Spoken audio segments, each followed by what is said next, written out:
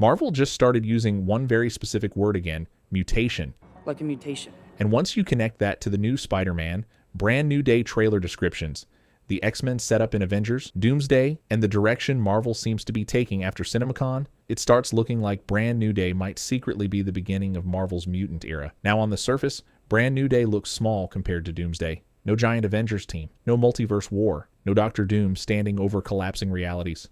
Just Peter Parker, alone again. But honestly, that's exactly why this movie is important. Because Marvel usually rebuilds emotionally before things get massive. Think about it. Before Infinity War, Marvel gave us Homecoming, a smaller grounded Spider-Man story about Peter trying to prove himself. Before Civil War, they gave us Winter Soldier, which focused more on paranoia and personal conflict than world-ending stakes. Marvel always starts human before things become cosmic, and Brand New Day feels exactly like that kind of setup movie. Now let's talk about the thing that keeps showing up in the trailer descriptions. Mutation. If DNA is mutating, it would be enormously dangerous. Not powers, not enhancement. Mutation. That word matters now more than ever. For years, Marvel stayed away from mutant terminology because the X-Men rights were still with Fox. Even characters that were technically mutants in the comics were rewritten differently in the MCU. But now, the X-Men are officially entering the story. The Doomsday trailer literally opens at the X-Mansion. We've seen descriptions of incursions happening above the mansion, red skies forming, universes collapsing into each other, and mutants becoming central to the story. And suddenly, at the exact same time, Spider-Man's story starts focusing on biological mutation. That's not random. In the Brand New Day trailer descriptions, Peter isn't just hurt or exhausted.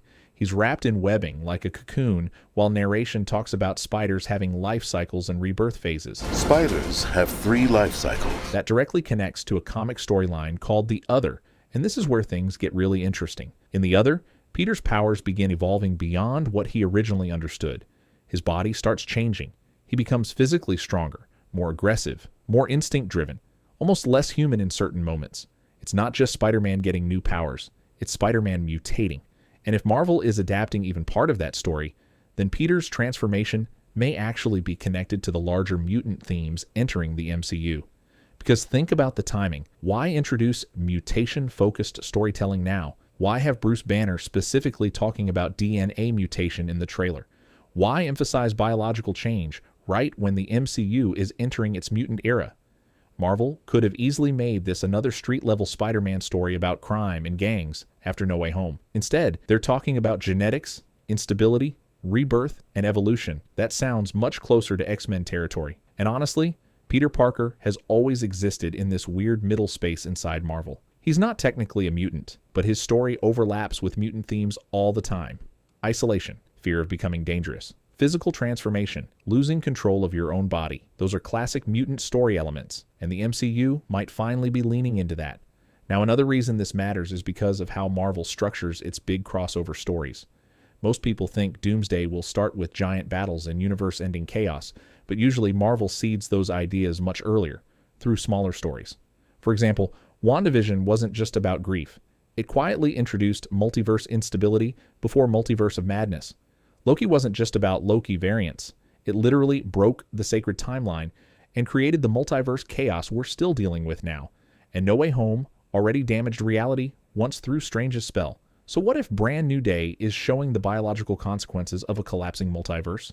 Not from the perspective of gods or Avengers, but from the perspective of Peter Parker. Because if incursions are affecting reality itself, why wouldn't they also affect genetics, mutations, and enhanced humans? And that might explain why Bruce Banner is involved. Banner is one of the few characters in the MCU who actually understands unstable transformation. Hulk exists because of gamma mutation. So if Peter's DNA is changing in unexpected ways, Banner is exactly the person Peter would go to. But even that might connect to something larger. Because if the MCU is preparing for mutants becoming central after Doomsday, Marvel needs audiences to slowly get used to the language of mutation again. And Spider-Man is the perfect character to begin that transition with. He's already loved by general audiences. So introducing mutation themes through Peter is much safer than suddenly throwing audiences directly into full X-Men lore. It's like Marvel is easing people into the idea. Now let's connect this to Doctor Doom, because Doom's rise in Doomsday might actually explain why Brand New Day feels smaller and more personal. In the comics, Doom becomes most dangerous during periods of universal collapse, especially during Secret Wars. When incursions begin destroying realities, Doom doesn't try to stop the destruction completely. He adapts to it. He uses it. He takes broken realities and rebuilds them into Battleworld. And if the MCU is moving in that direction, then Brand New Day could be showing the earliest effects of reality beginning to destabilize. While Doom is dealing with collapsing universes from above, Peter may be experiencing those consequences from below. That contrast would actually be incredible storytelling. One story shows cosmic collapse through gods and multiversal wars. The other shows it through one young man whose body and identity are literally changing. And there's another detail people are overlooking. Marvel keeps emphasizing children and younger characters recently. Franklin Richards, Cassie Lang, Billy Maximoff, young T'Challa. Even the Doomsday trailer descriptions suggest Doom may specifically be targeting powerful children. And if you know the comics, that becomes terrifying once Franklin Richards enters the conversation.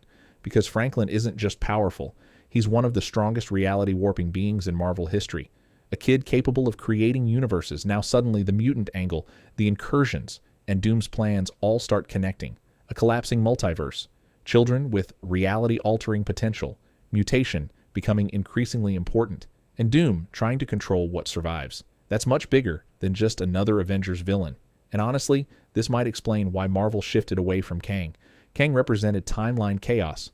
But Doom represents something far more personal, control, rebuilding reality itself.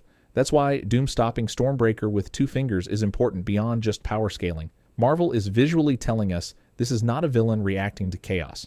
This is someone above it, someone prepared for it. And if Brand New Day really is connected to that larger roadmap, then Spider-Man may end up becoming one of the emotional centers of this entire saga, just like he was in Infinity War and Endgame, because Peter always represents the human side of Marvel, the grounded perspective inside impossible situations, and if his mutation storyline continues while universes start collapsing around him, then Brand New Day might secretly be doing much more than resetting Spider-Man after No Way Home. It might be preparing him for the end of the multiverse itself. All of this sounds insane right now. But honestly, if someone told you back in 2016 that Marvel would make a movie where half the universe dies, the heroes lose, and Iron Man sacrifices himself to save reality, you probably would have thought Marvel would never go that dark either. Marvel always starts small before things become massive, and Brand New Day might be where the road to Doomsday actually begins. If you want more breakdowns like this, subscribe to Comic Chit-Chat.